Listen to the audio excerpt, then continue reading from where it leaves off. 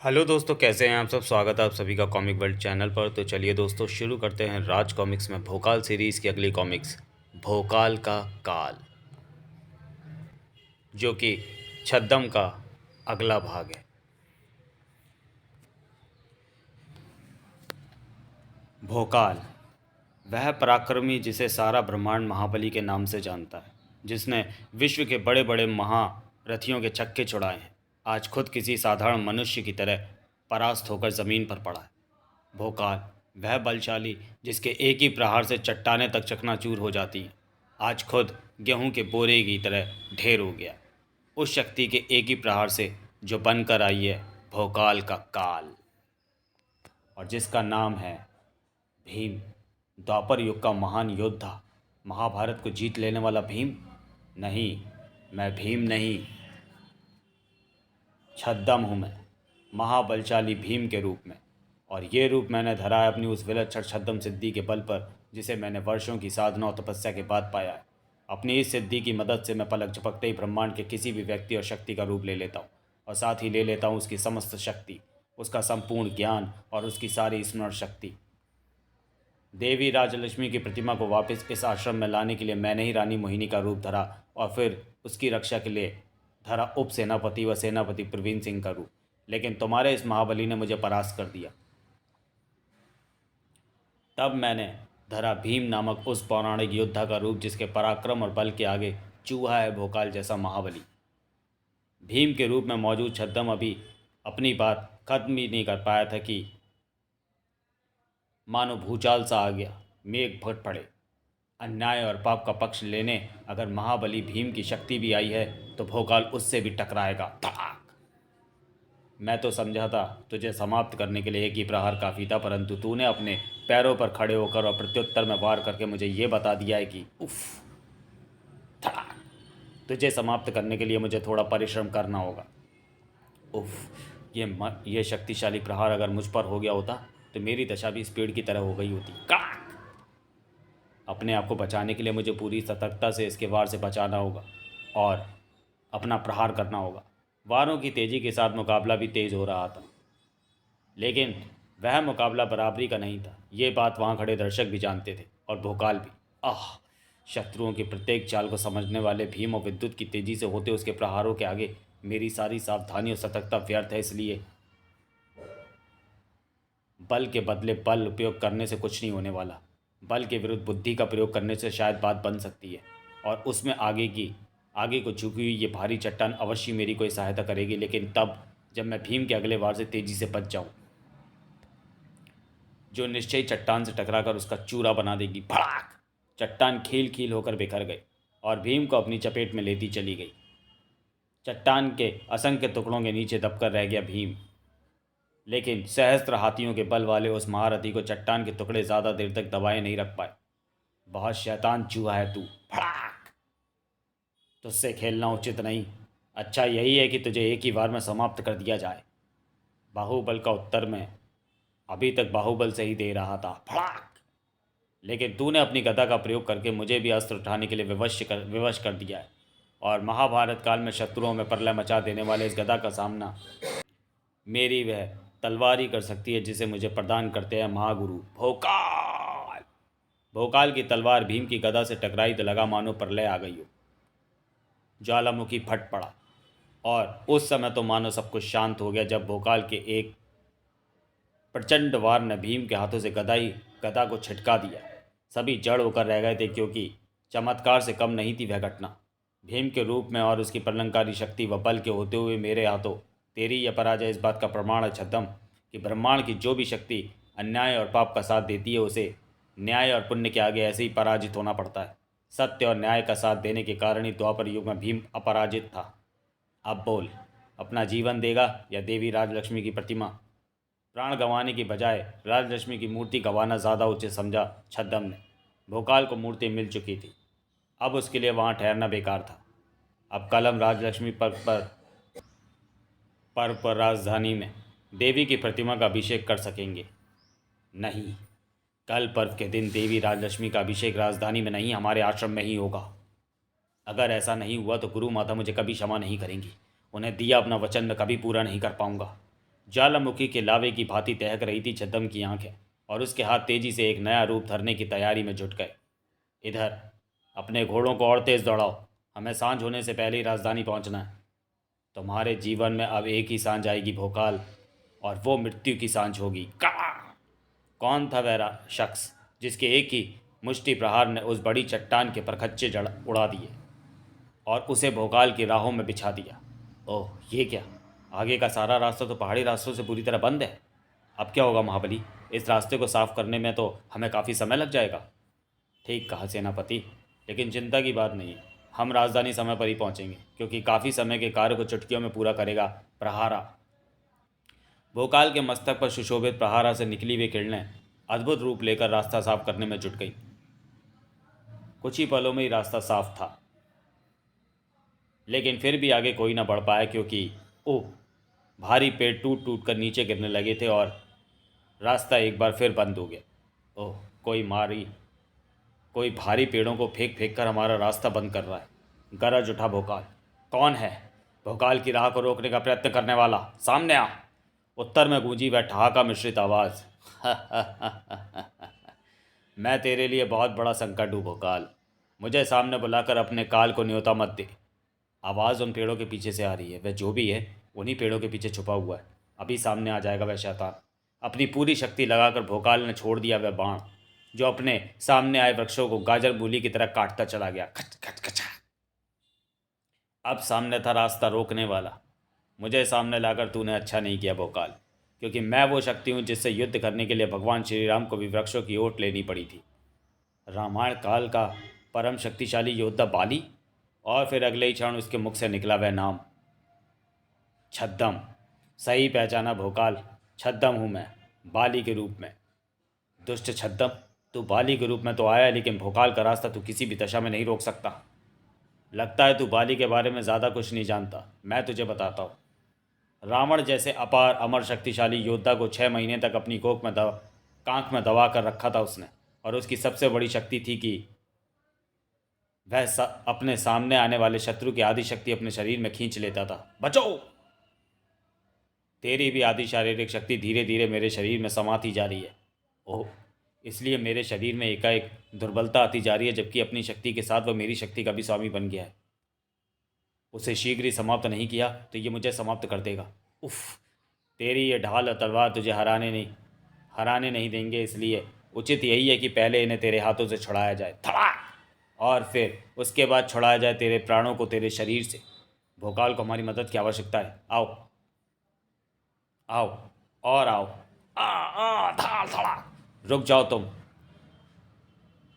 बालिका कुछ नहीं बिगाड़ सकते, उल्टे उसके सामने पड़कर तुम उसकी शक्ति को और अधिक बढ़ाओगे। उन्हें तो तूने रोक लिया, लेकिन अपने प्राणों को अपने शरीर से निकलने से कैसे रोक पाएगा? और कैसे रोक पाएगा देवी राजलक्ष्मी की प्रतिमा को आश्रम पहुंचने से? ओह, हर क्षण के साथ ये और भी भयंकर और मैं और भी दुर्बल होता जा रहा हूँ। अगर इसे शीघ्र ही नहीं रोका गया तो ना मैं देवी की प्रतिमा को बचा पाऊंगा और ना अपना जीवन। भोकाल के मस्तिष्क के हर तंत्रिका ने बाली को रोकने का उपाय सोचना आरंभ कर दिया, जिसमें जल्दी उसे सफलता मिली। व्यर्थ ही इतनी देर से मैं इससे लड़े जा रहा हूँ, जबकि इसे रोकने और परास्त करने का एकदम साधारण सा उपाय है। इससे ठीक वैसे ही लड़ा जाए जैसे भगवान श्री राम लड़े थे ओट लेकर, और प्रहारा की सहायता से मैं ऐसी ओट आसानी से ले सकता हूँ जो अभेद तो है ही, साथ में पारदर्शी भी है, ताकि इससे आसानी से लड़ा जा सके और दिया जा सके इसके वारों का प्रत्युत्तर। भड़ाक! मेरी खोई शक्ति वापस लौट आई। सामने वाले के शरीर की तरंगें तेरे शरीर से टकराती हैं, तभी तू उसकी आदि शक्ति खींचने में सफल हो पाता है। इस अभेद पारदर्शी ओट से मैंने वह रास्ता बंद कर दिया है बाली। भड़ाक! अब देखता हूँ तुझमें कितनी शक्ति है। रावण को कांख में दबा लेने वाली भुजाओं में कितना बल है, और तू कितना बड़ा योद्धा है। मेरे ये प्रहार तुझे बता देंगे बाली के अन्याय और पाप को हर युग में हारना पड़ता है, कभी भगवान श्री राम के हाथों और कभी उनकी प्रेरणा और उनके आशीर्वाद पाए भोकाल जैसे उनके भक्तों के हाथों। सीधा काल के गाल में गिरेगा जाकर। उसका काल पुकार रहा था, तभी तो वो हमारे महाबली से टकराने आया था। देवी राजलक्ष्मी की प्रतिमा पर मंडराता संकट समाप्त हुआ। आगे बढ़ो, हमें देवी आशीर्वाद दे रही है। भ्रम में था भोकाल। देवी की प्रतिमा पर मंडराता संकट अभी सही सलामत था। भीम का रूप धारण करने के पश्चात भी जब मैं भोकाल से हार गया तो मैंने अनुमान लगाया कि असीमित है भोकाल की शक्तियाँ। इसलिए मैंने बाली का रूप धरकर उसकी आदि शक्ति प्राप्त करने और उसे हराने का निर्णय लिया था। परंतु मुझे खेद है गुरु माता कि मैं बाली के रूप में भी उससे पराजित हो गया। भीम के रूप में भोकाल से पराजित होने के पश्चात भी आज भोकाल की आदि शक्ति प्राप्त करने का तुम्हारा निर्णय मूर्खतापूर्ण था छद्म। तो मैं तो उसकी संपूर्ण शक्ति प्राप्त करनी चाहिए थी। गुरु माता गुरुमुखी की बातों में छिपा अर्थ जो समझा छद्म तो शैतानी चमक उसकी आंखों में डेरा जमाती चली गई। आपने सही कहा गुरु माता, मैं सचमुच मूर्ख हूँ, परंतु अब मैं अपनी इस भूल को सुधारूंगा और ससम्मान आश्रम लेकर आऊँगा देवी राजलक्ष्मी की प्रतिमा। देवी राजलक्ष्मी की जय। देवी राजलक्ष्मी की जय जयकार से मानो विकासनगर गूंज रहा था। गूंजता भी क्यों ना, आज राजलक्ष्मी पर जो था और देवी की प्रतिमा पर 51 नदियों का जल चढ़ाकर उसका अभिषेक जो किया जा रहा था, और ये था उस अभिषेक का अंतिम क्षण। जल के इस अंतिम घड़े को अपने हाथों से देवी की प्रतिमा पर चढ़ाकर अभिषेक अनुष्ठान को संपूर्ण करो महाबली। जो जैसी आज्ञा महारानी। भोकाल घड़े को अपने हाथों से उठाकर देवी की प्रतिमा के पास पहुंचा, लेकिन जल उसने नहीं सनसना कर पहुंचे उस तीर ने चढ़ाया। देवी को पवित्र जल चढ़ाकर अभिषेक अनुष्ठान पूरा करने का सौभाग्य अगर भोकाल को मिला है तो उसे भोकाल ही पूरा करेगा, कोई बहरूपिया नहीं। अपने तीर से घड़े को फोड़कर मैंने अभिषेक अनुष्ठान और मेरे रूप में मौजूद छद्म नामक इस दुष्ट का खेल समाप्त कर दिया है। महारानी, इसे बंदी बनाने का आदेश दीजिए। दूसरे भोकाल को देखकर सभी के साथ स्तब्ध खड़ी रानी मोहिनी अब मानो नींद से जागी। सैनिकों, बंदी बना लो इसे। ठहरिए महारानी, बंदी मुझे नहीं इसे बनवाइए, क्योंकि छद्म मैं नहीं वह है, भोकाल मैं हूँ। उत्तर में शेरनी की भांति दहाड़ी रूप सी। चुप रह मक्कार, हमारे पति का रूप धरकर तू महारानी और राज दरबारियों को तो धोखा दे सकता है, परंतु हमें नहीं, क्योंकि अपने पति के व्यक्तित्व दिनचर्या से अच्छी तरह परिचित हैं हम। इसलिए हम दावे से कह सकती हैं कि हमारे पति ये हैं। ये तो मैं क्या हुआ सलोनी रूपसी, इस छलिया के जाल में फंसकर तुम मुझे अपने पति को पहचानने से इनकार कर रही हो और इसे अपना पति कह रही हो। कौन छलिया है और कौन असली भोकाल, इसका निर्णय मेरी तलवार करेगी। तलवार खींचकर वह जो आगे बढ़ा तो गरज पड़ी रानी मोहिनी, ठहरो, ये तो निश्चित है कि तुम में से एक छद्म है, परंतु इस समय तुम दोनों भोकाल के रूप में हो। तुम में से किसी का लहू बहे ये हमें कतई स्वीकार नहीं, इसलिए निर्णय हम करेंगे कि तुम में से कौन भोकाल है और कौन बहरूपिया छद्म। तुम दोनों अपने जीवन की महत्वपूर्ण घटनाएं स्वर्गीय महाराज और हमारे साथ हुई गुप्त मंत्रणाएं अभी तक लड़े अपने सारे युद्धों का वर्णन मुझे लिख कर दो। हम उनका मिलान करके पता करेंगे कि असली भोकाल कौन है। दोनों भोकालों ने जब रानी मोहिनी के आदेश का पालन किया तो परिणाम आश्चर्यजनक निकला। दोनों का हर वृत्तांत एक जैसा है, हर घटना का विवरण एक जैसा है। ऐसा कैसे हुआ? छद्म की सिद्धि की यही विशेषता है महारानी, वह जिसका भी रूप धरता है उसकी शक्ति, स्मरण शक्ति सहित हर चीज़ को धारण करता है। अपनी सिद्धि के बारे में महारानी को बताकर अगर तू मुझे नकली साबित करने के प्रयास में है तो भूल जा, तू ऐसा नहीं कर सकेगा। ठहरो, हमारे मस्तिष्क में वास्तविकता जानने का एक उपाय आया है।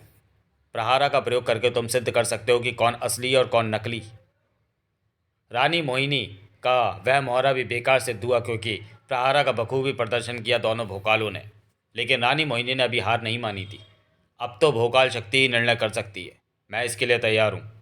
यही मैं चाहता था, क्योंकि बाहरी शक्ति होने के कारण मैं अपनी सिद्धि से भोकाल शक्ति प्राप्त नहीं कर पाया हूँ, लेकिन मैं इस स्थिति के लिए तैयार होकर आया हूँ। मैं इसी प्रतीक्षा में था कि भोकाल अपनी भोकाल शक्ति पुकारे और मैं अपनी शक्ति से उसे अपनी तरफ खींचकर हासिल करूँ, और फिर असली भोकाल का वध करके प्रलयकारी भोकाल शक्ति के साथ साथ देवी राजलक्ष्मी को भी ले जाऊँ। मेरी शक्ति बिना हारे भोकाल शक्ति को खींचकर मेरे पास ले आएगी, इसका मुझे पूरा विश्वास है। छद्म के मंसूबों पर कुठाराघात किया भोकाल ने। मैं इस परीक्षा के लिए तैयार नहीं। कारण? क्षमा करें महारानी, मैं आपको कारण बताने में असमर्थ हूँ। भोकाल की बात सुनकर अचंभित रानी मोहिनी दूसरे ही क्षण क्रोध से भड़क उठी। कारण बालक भी समझ सकता है। तुम ये परीक्षा देने से इसलिए कतरा रहे हो क्योंकि तुम भोकाल हो ही नहीं, छद्म हो। कारण बहुत बड़ा है महारानी। छद्म में अगर मेरी हर शक्ति धारण करने की शक्ति है तो हो सकता है वो मेरे भोकाल बोलते ही भोकाल शक्ति को अपनी तरफ खींच ले। रानी मोहिनी के सख्त स्वर ने भोकाल का ध्यान अपनी तरफ खींचा। तुम्हारी यह सोच विचार की स्थिति तुम्हारी रूप की वास्तविकता सामने ले आई है छद्म, इसलिए मरने के लिए तैयार हो जाओ। तीर अंदाज सैनिकों के तीर भोकाल की तरफ तन चुके थे और काल भोकाल के सिर पर मंडरा रहा था। अब देर थी तो बस रानी मोहिनी के हाथ के एक इशारे भर की, लेकिन रानी मोहिनी वह इशारा कर पाती उससे पहले ही कठोर होता चला गया भोकाल का चेहरा। मैं एक अनर्थ रोकना चाहता था महारानी, परंतु लगता है महागुरु की यही इच्छा है कि यह अनर्थ हो। दूसरे ही क्षण चीख उठा भोकाल। भोकाल! भोकाल के साथ ही छद्म ने भी पुकारा था वह नाम। इसी के साथ प्रकट हुई भोकाल शक्ति, लेकिन किसी के शरीर में नहीं, हवा में। छद्म की कला का इससे बड़ा कमाल और क्या हो सकता था कि भोकाल शक्ति भी भ्रमित हो गई थी। हर कोई दम साधे देख रहा था। बीच में स्थिर उस भोकाल शक्ति को जिसने करना था वह निर्णय, जो शायद ब्रह्मांड का सबसे बड़ा निर्णय था। मेरी शक्ति धीरे धीरे भोकाल शक्ति को मेरी तरफ खींच रही है। कुछ ही क्षणों में भोकाल शक्ति मुझ में समा जाएगी और ताकता रह जाएगा। भोकाल, अरे! छद्म की हर शक्ति को मात करती भोकाल शक्ति उस भोकाल के शरीर में जा समाई, जो उसका सच्चा हकदार था। जय महागुरु भोकाल! फैसला हो चुका था। असली भोकाल भोकाल शक्ति के साथ शान से खड़ा था, जबकि भोकाल का रूप धरने वाला छद्म खड़ा था सैनिकों से घिरा हुआ। डाल दो इस बहरूपियों को ऐसी काल कोठरी में जहाँ से रूप बदलने के लिए औरों की क्या अपनी सूरत भी ना दिखाई दे। काल कोठरी का अंधेरा छद्म की सिद्धियों को निकल नहीं सकता महारानी। शीघ्र ही मैं उस अंधेरे को चीर कर बाहर निकल आऊंगा, और जिस दिन ऐसा हो गया उस दिन देवी राजलक्ष्मी की प्रतिमा को मेरी गुरु माता के पास पहुंचने से भोकाल क्या, भगवान भी नहीं बचा सकता। समाप्त। तो चलिए दोस्तों, वीडियो को यहीं समाप्त करते हैं और मिलते हैं भोकाल सीरीज़ की अगली कॉमिक्स मृत्यु संकेत में। तब तक के लिए धन्यवाद।